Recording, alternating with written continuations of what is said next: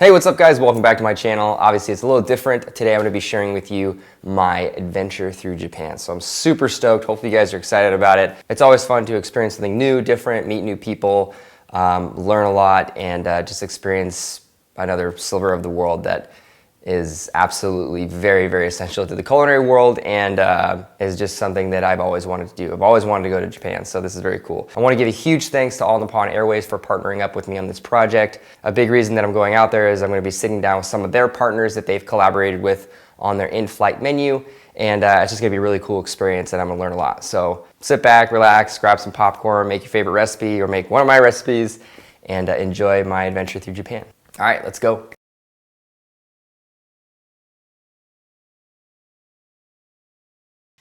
What? Can I have my keys?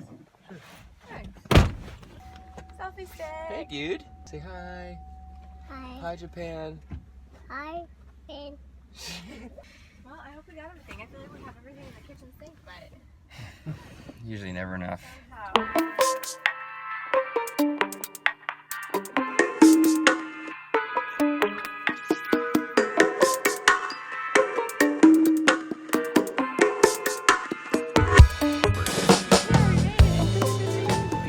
Peanuts good. Say hi. We're here. We made it. Oh, right? Our heads are attached. Yes. We have our passports. Everything to get to Japan. All right, we gotta check in.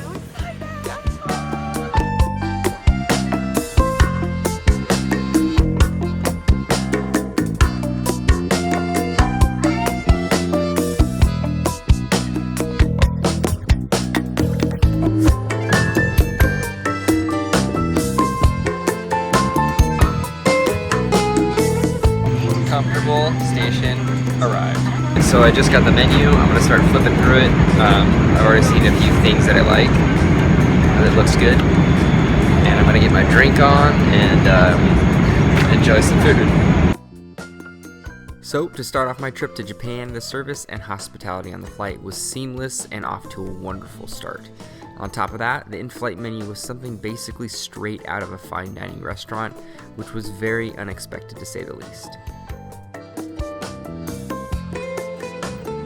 It's the jellyfish. I've had jellyfish before once. This looks really interesting. Has kind of like a sweet, like mirin glaze going on. Really, really good. Thank you so much. This is really good. I have to show you guys. Lobster.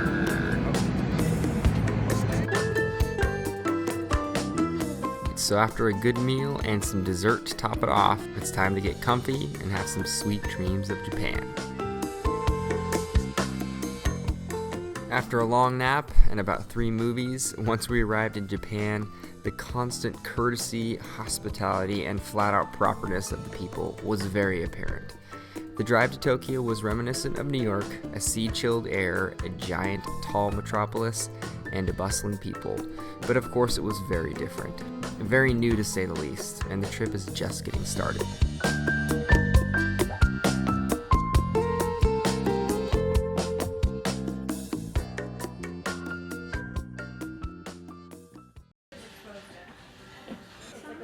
Alright, so it's the first day in Tokyo, and we started the day with some breakfast, and I thought all these Japanese condiments were very, very interesting, to say the least, and it gave me a really good first glance into Japanese flavor combos.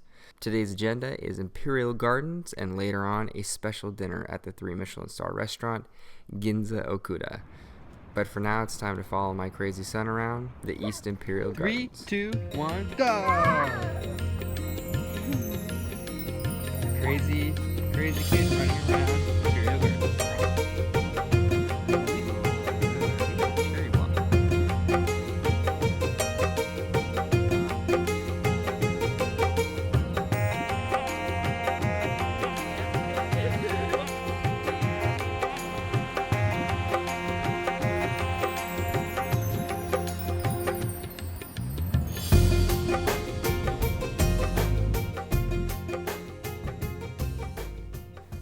Alright, so once we arrived at Ginza Okuda restaurant, you could almost feel the seriousness of the mood tighten just a little bit. Not necessarily in a bad way, but just a sense of preparation for what's coming next.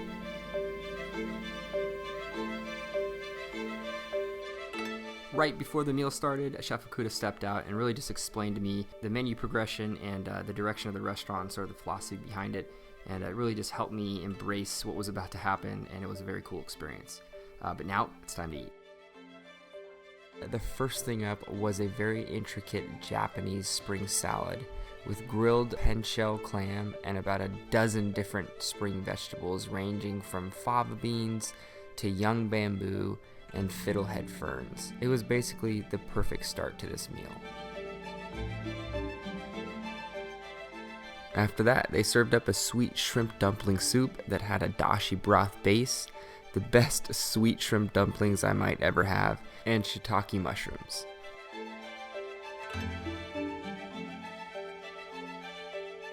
Next was the sashimi course. It had a combo of scored giant squid, which was my favorite, sea bream, and a combo of lean and fatty tuna. Of course, it had to be paired with freshly ground wasabi, sea salt, and a squeeze of fresh yuzu lime. This was by far the freshest fish I've ever had.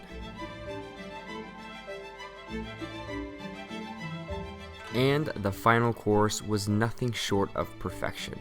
It was a take on surf and turf with sirloin from Osaka, Japan, and miso sea bream that seemed like it was slightly broiled on top to make it charred, sweet, and sticky. Now it's time to get a good night's rest, and it's off to Hiroshima.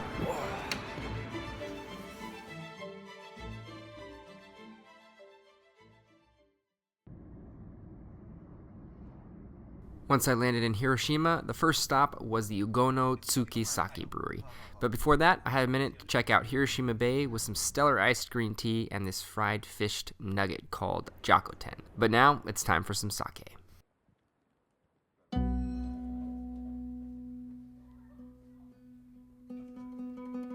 When I arrived at the sake brewery, I was instantly transported to yet another world. The first thing I saw was organization, timing, and a very fluid system.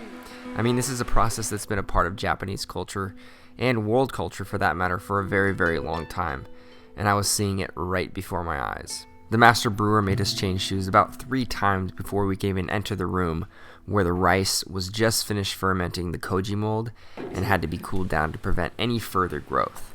Funny enough, he allowed me to taste some of that cultured rice, and it was really, really good. It was just slightly puffed and sweet.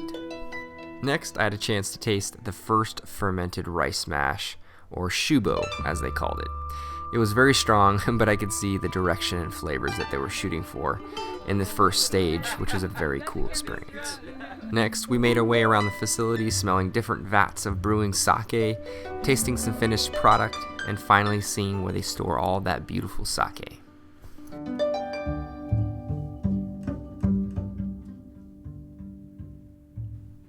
We took a short walk over to where they were storing all of the sake, and once the brewmaster opened up the vault where it was all being stored, I noticed that some of the wrapped up boxes were actually being shipped to ANA that day, which really made me take a step back and realize the design of all of this.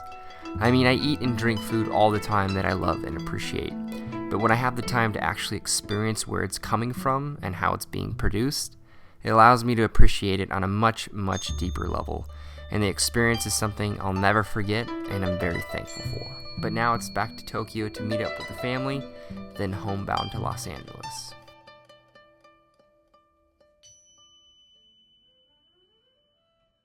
Alright, I feel like I've been flying all day already. Haven't even gotten on the international flight yet, so this is the last stop when I'm back in Tokyo. About to meet up with the fam again, but I'm excited to actually just go chill in the ANA lounge and binge out on some some snacks. So let's lounge it up. Fancy! Oh, look at that! Some Star Wars stuff. Oh, this is nice. Oh, look at the family. Daddy! Hi. All right, so I'm reunited with the fam.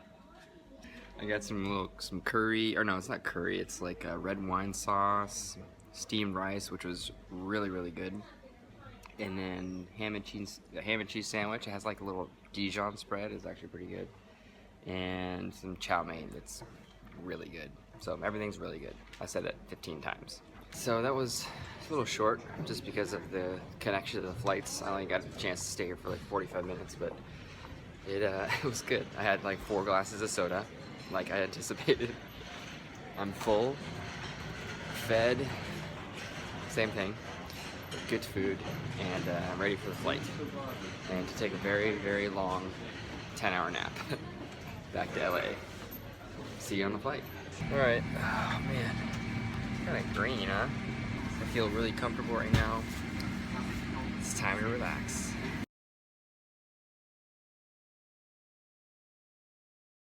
After reuniting with my family, getting situated on the flight, and enjoying a proper breakfast after a long nap, I couldn't have asked for more from this adventure. Hopefully, in some way, this will inspire you to get out there and experience something new and different. Thanks for joining me on this adventure, and I'll see you soon.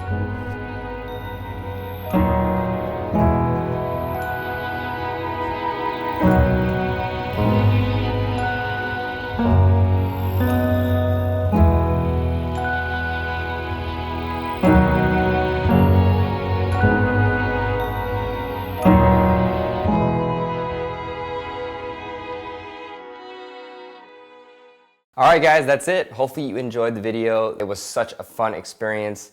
I learned obviously a ton about sake. That was something I'll never forget. The meal at Ginza Okuda was the best Japanese food I've ever had and might ever have. So that's something that's gonna stick with me forever. And hopefully it imparted some Japanese culture and just some hospitality wisdom to you guys.